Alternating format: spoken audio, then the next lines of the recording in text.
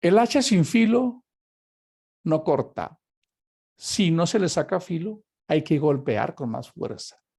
Si quieres prosperar, tienes que saber qué hacerlo y hacerlo muy bien, hacerlo en excelencia.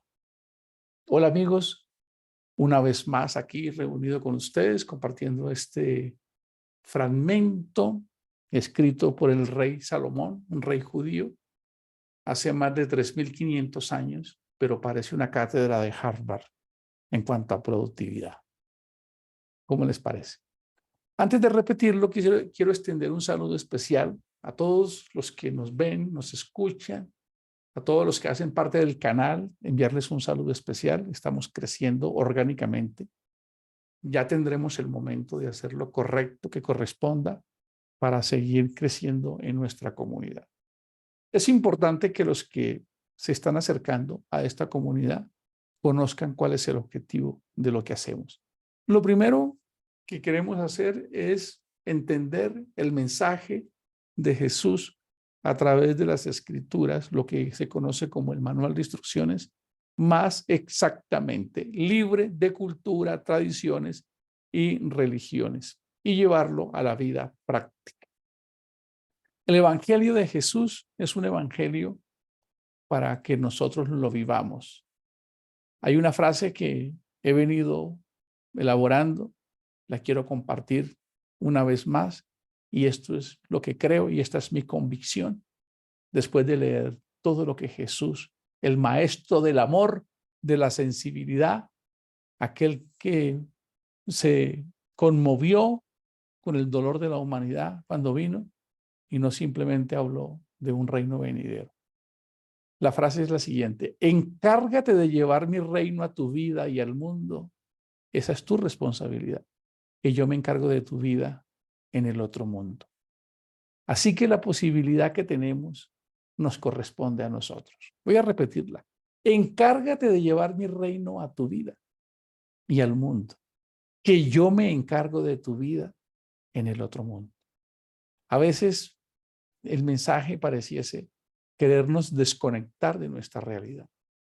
Y eso quizás nos pueda hacer insensibles o egoístas ante la necesidad del prójimo. Pensar que todo está bien porque nos vamos para el cielo puede ser una excusa para ser indiferente o para ser conformista o para malinterpretar la escritura. Es importante que nosotros acudamos a esos escritos de Salomón, uno de los hombres más sabios que ha existido. En libros como Proverbios y Eclesiastés se dan postulados para aquella persona que quiere sacar provecho de este mundo físico. Nada más repasemos otra vez lo que acabamos de leer.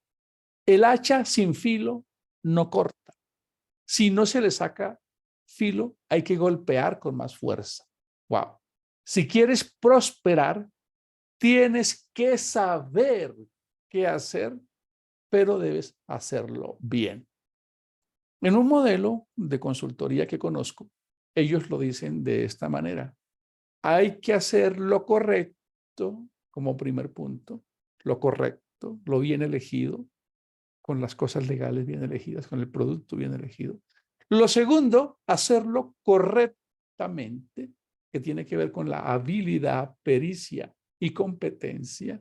Y tercero, hacerlo en y durante el tiempo correcto, es decir, aprovechando el tiempo y el momento, haciendo el seguimiento oportuno para que las cosas sucedan. Así lo dice una organización dentro de su modelo de productividad. Pero resulta que Salomón ya lo había escrito hacía 3.500 años, y vuelvo a repetirlo. Si quieres prosperar, tienes que saber qué hacer y hacerlo bien. Qué maravillosa es la escritura. Queremos enviarles a los amigos un mensaje y decirles que están invitados a ser parte de esta comunidad que quiere llevar un mensaje a la vida de las personas, a un desarrollo integral sustentable. No puede ser que las personas simplemente estemos deseando que estén bien sin que hagamos algo por ayudar a las necesidades de las personas reales. Cuando vemos el modelo de Jesús siempre fue pensar en el frágil, en el vulnerable, en el necesitado. Y no me estoy refiriendo solamente a lo financiero, porque hay personas que no tienen problemas financieros, pero sus vidas son un fracaso emocional, en relación familiar, en su salud, en su estado de ánimo, en muchas circunstancias. Es una necesidad integral.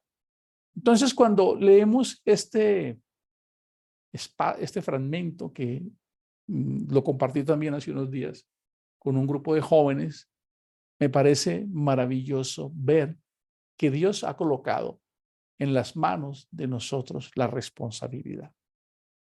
Y hay algo que es importante que tenemos que hacer y es salirnos de los cuadros. Tenemos que salirnos de los condicionamientos y debemos pensar y analizar. Estamos viviendo un momento desafiante en la historia de la humanidad, de las economías, de las familias. Pero el pueblo de Dios debe aprender a creerle a su Dios y debe creer que Dios nos ha dotado de talentos, nos ha dotado de una cantidad de herramientas que nos parecemos a Él. Hay una frase popular que dice que Dios no te hubiese dado la capacidad de soñar si no te hubiese habilitado de las herramientas para lograr esos sueños. La espiritualidad, la bendición de Dios, la respuesta, hay mucha confusión en este tema. Creemos que ese mensaje que nos dijeron en la escuela todavía sigue vigente. Si te portas bien en el colegio, te va a ir bien en la vida. Y creemos que cuando algo ha fallado, entonces las cosas nos va a ir mal. Pero creo que la vida realmente es una escalera, es una montaña rusa que nos va a presentar subidas y bajadas y nosotros debemos estar preparados para ello. Cuando me refiero a pensar, es que no podemos ser simplemente una especie de seguidores que renunciamos a la imaginación y a pensar. No podemos seguir creyendo que la fe es una renuncia a la razón o a la inteligencia. Antes el apóstol Pablo, allá en la carta a los Colosenses, en el capítulo 1, desde el verso 10 en adelante, él dice que ruega a Dios para que nosotros podamos ser alumbrados en toda inteligencia espiritual. Y esa palabra inteligencia significa intro, dentro, legere, leer entre las cosas qué es lo correcto y qué es lo que debemos hacer. Pareciese que las cosas dentro del mensaje, lo material se resolvería con ser espiritual.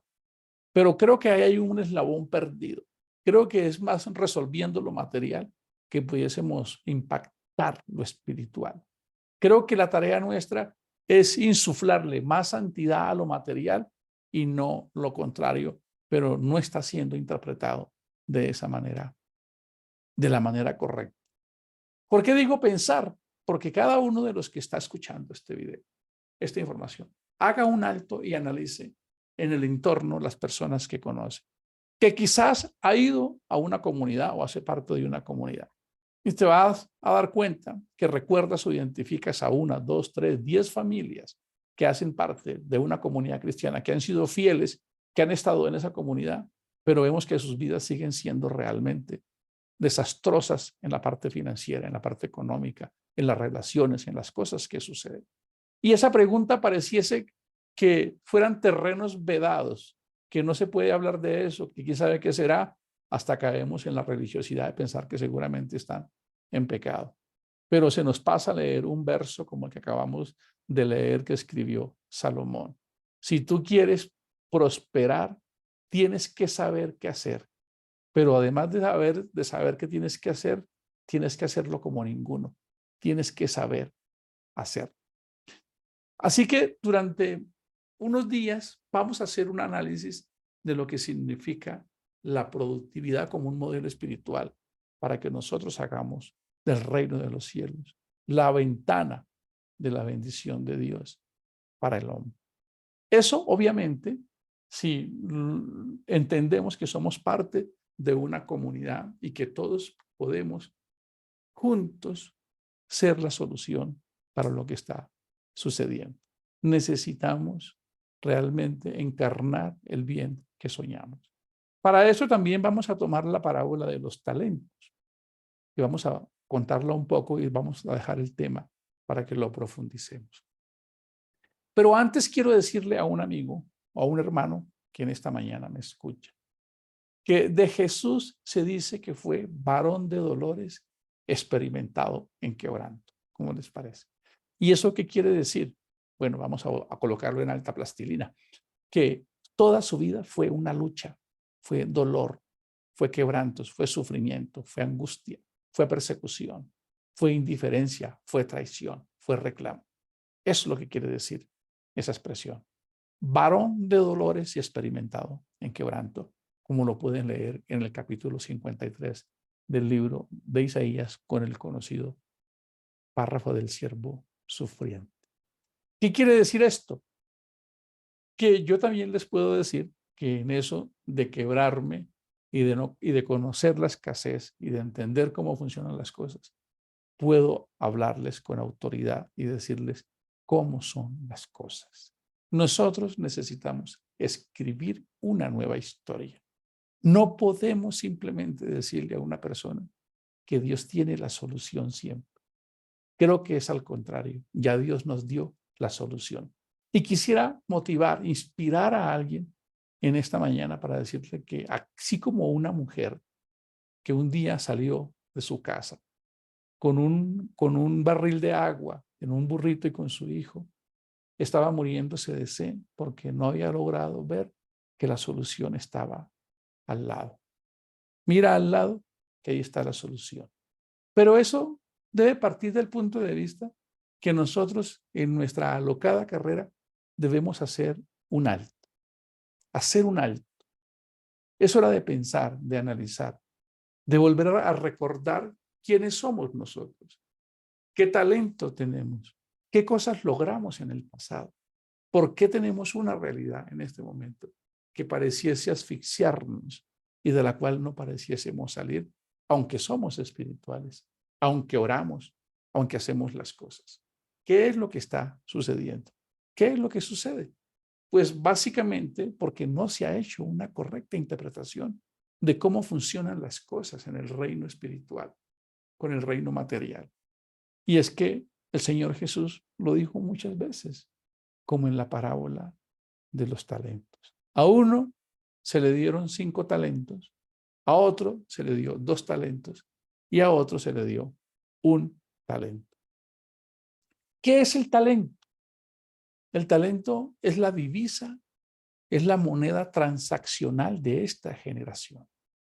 Las organizaciones necesitan a los talentosos, pagan por ellos. Y mientras el cristianismo está encerrado todavía en los templos orando, los que no son cristianos están actuando y están haciendo lo conveniente. Entonces, cuando no logramos interpretar las cosas de la forma correcta, como lo enseñó Jesús, Él sí sacó su tiempo para encontrar iluminación, para encontrar sabiduría. Pero cuando llegó la hora de trabajar, los discípulos le decían, hey, ¿por qué no descansas? Y Él dijo, en tanto que dura el día, hay que trabajar. Mi padre trabaja hasta ahora y yo también trabajo. Por eso, cuando nos preguntamos, y hoy cualquiera que esté escuchando este mensaje, quiero decir que es más simple de lo que creemos. Es más simple porque si yo tengo que esperar a que Dios me responda para yo resolver la situación, si es financiera, que creo que es un aspecto que está marcando mucho esta sociedad en la actualidad, porque de eso soy experimentado en escasez y en necesidades, entonces preguntarnos si pareciese arrogancia lo que estoy diciendo, pero es más sabio lo que creemos. ¿Por qué? Porque hubo un joven que lo tenía todo y él creía que lo tenía todo. ¿Lo recuerdan? El hermano del hijo pródigo. Él era heredero de la casa, tenía los derechos de la casa, pero él no disfrutaba de la herencia ni de los derechos de la casa.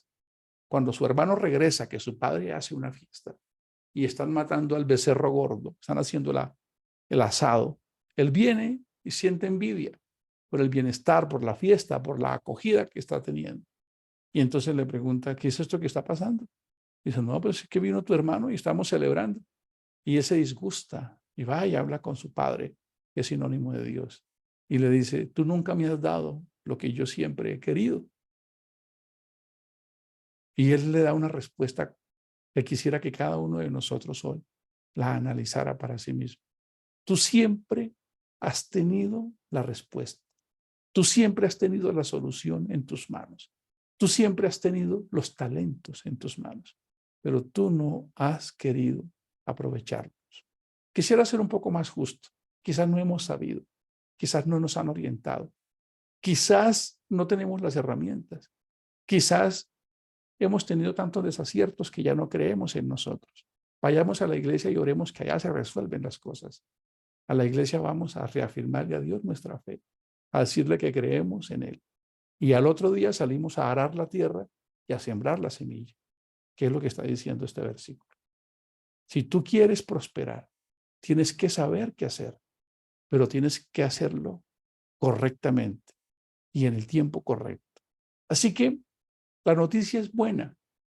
Tú tienes con qué, tienes la divinidad dentro de ti, tienes el talento, el potencial para construir ese paraíso que nosotros queremos.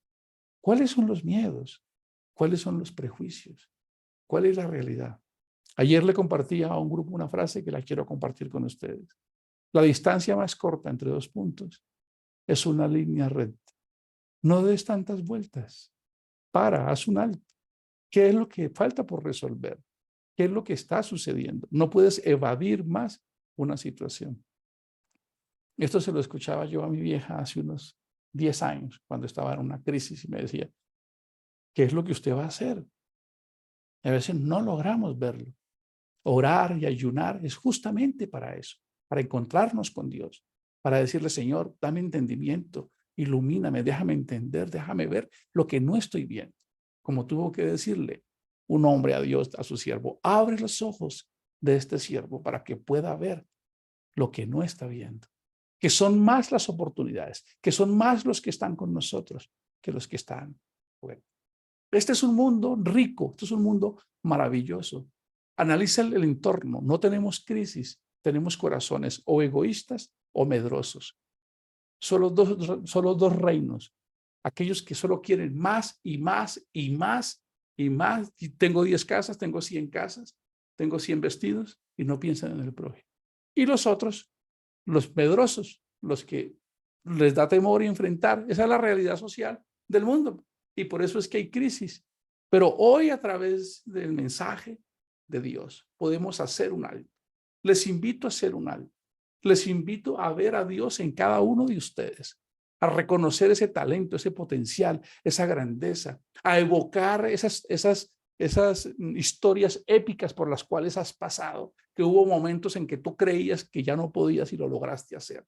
¿Qué está pasando hoy? ¿Qué está sucediendo? ¿Por qué nos hemos apocado? ¿Por qué nos hemos enfrascado? ¿Cuál es esa línea recta entre el punto que estoy al que necesito? Necesito sentarme, pensar, analizar y no simplemente estar corriendo todos los días. El Señor Jesús siempre quiso una generación de pensadores, de personas que desafiaran el status quo, que fuéramos más allá, pero no podemos seguir romantizando y engañando al cristianismo diciéndole que las cosas van a estar bien porque seguimos orando. Las cosas van a estar bien porque oramos y seguimos actuando.